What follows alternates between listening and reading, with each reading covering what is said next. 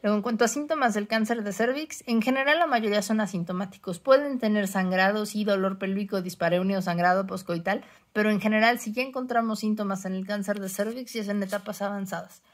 Cosas que nos pueden, las únicas datos que sí pueden no pasar como en casos tempranos y que sí son de hecho un dato de alarma como para ir a investigar bien el cervix, es por ejemplo el sangrado cuando es poscoital o el sangrado intermenstrual que refieren como agua sangre.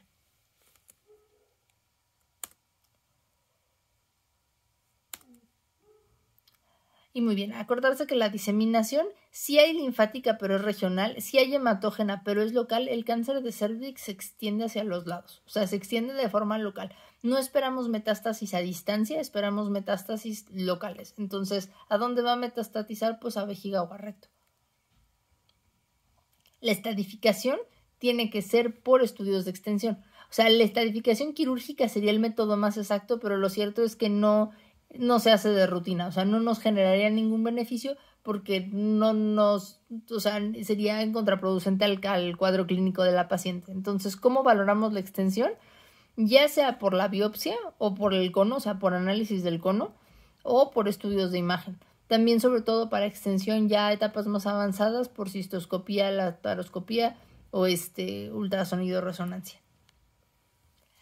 Nosotros para etapificar el cáncer de cervix, o sea, más o menos esta es la tipificación a grosso modo, o sea, acordarse que todos los 1 es que se quede en cervix, 2 es que ya se salió fuera del cervix, pero todavía no a tercio inferior de vagina ni a pared pélvica.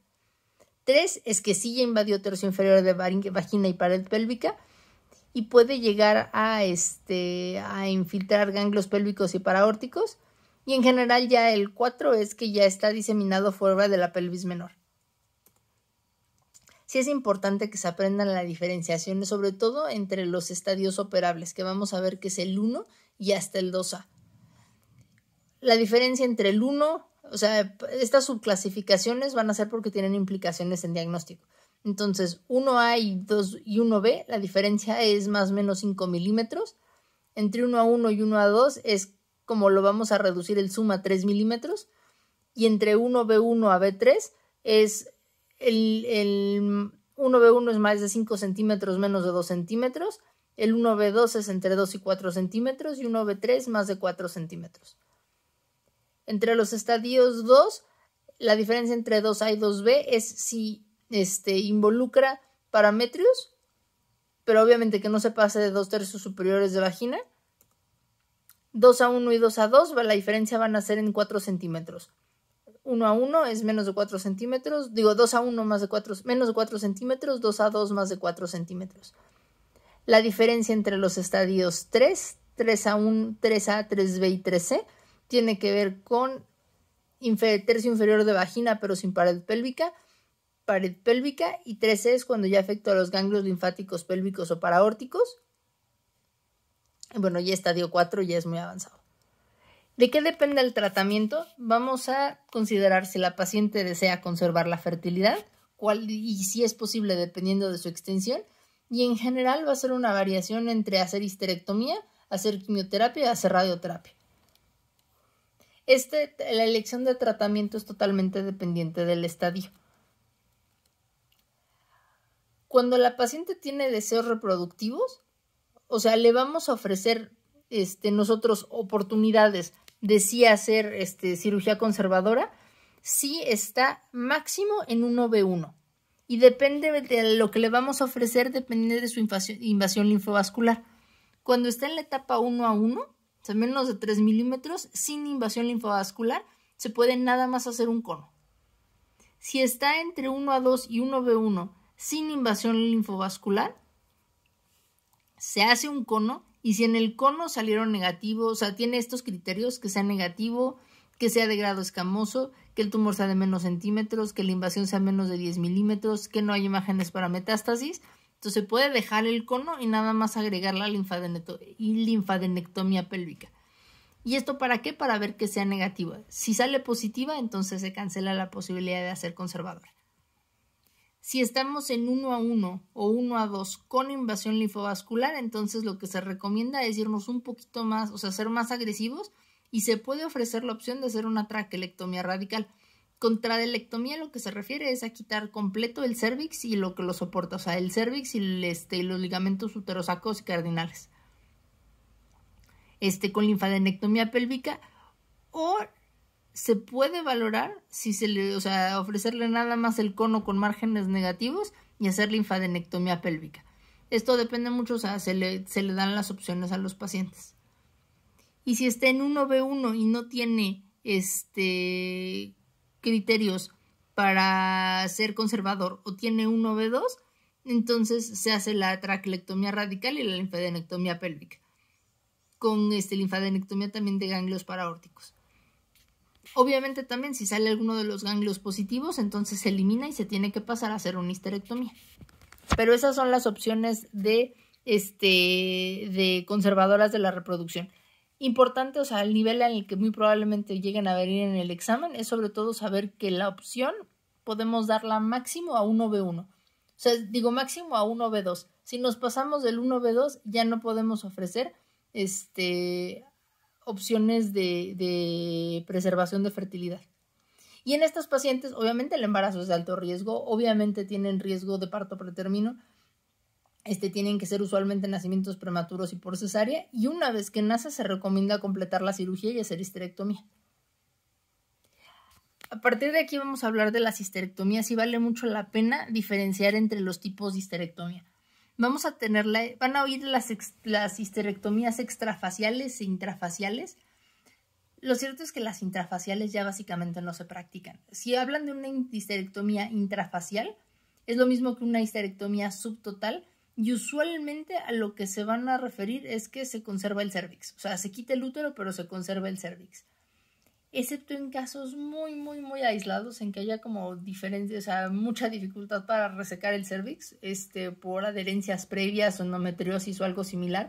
Lo cierto es que es una cirugía que ya no se justifica. ¿Por qué? Porque el riesgo de cáncer es muy alto. Entonces, si a una paciente le vamos a quitar el útero por lo que sea, así de que, no sé, por miomatosis, por sangrados, etcétera, dejarle el cérvix ya nada más es literalmente para lo único que le va a servir el cérvix es para causarle cáncer. Entonces ya casi no se realizan.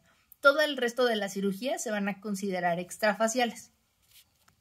Ahora vamos a tener como diferentes tipos. Si hablamos nada más de una histerectomía extrafacial y no le agregamos los términos radical, nos referimos a que se retira el útero y al cérvix y nada más.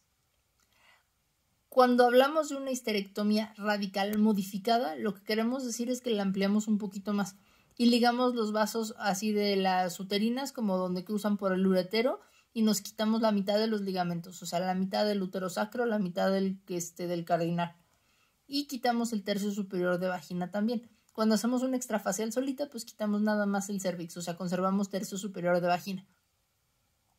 Cuando hacemos una histerectomía ya radical, cuando hablamos de radical, sabemos que quitamos completos los ligamentos cardinales y uterosacros.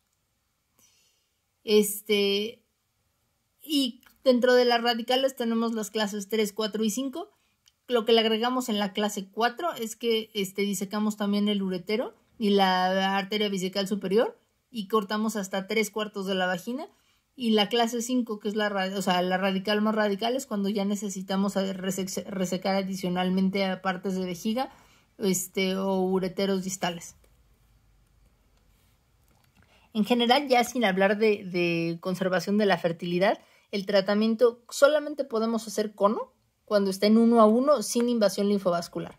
O sea, es la única opción de tratamiento en el que no nos vamos a histerectomía. A partir del 1-1 con invasión linfovascular, sabemos que de entrada va a ser histerectomía. Y la histerectomía es radical modificada, más linfadenectomía.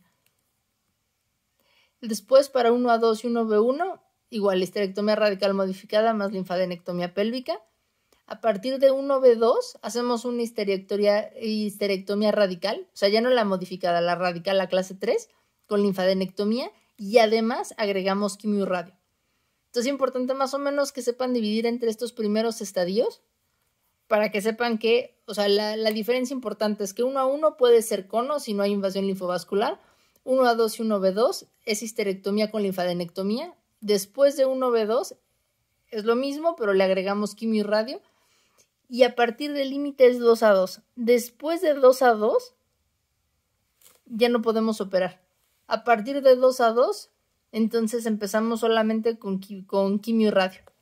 Y ya la última etapa, ya cuando estamos en 6, es paliativo. Obviamente, ya cuando no podemos operar, ya estamos, o sea, de entrada ya no vamos a hablar de sobrevida libre de enfermedad. O sea, ya estamos empezando a hablar así como de que, bueno, dar años de vida, etcétera.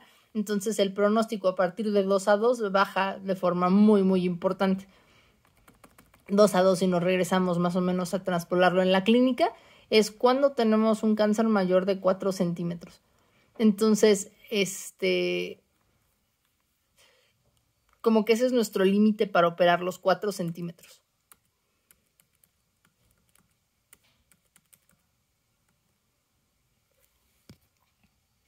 Y eso es lo más importante de cáncer de cervix. Sí vale la pena que se aprendan los primeros estadios, o sea, si aprendan esas cifras de cómo dividir entre 1A1, 1A2, o sea, son todos centímetros, hasta dónde tercio superior de vagina, tercio inferior, y el tipo de histerectomía que le van a hacer. Así es como les pudiera venir un caso.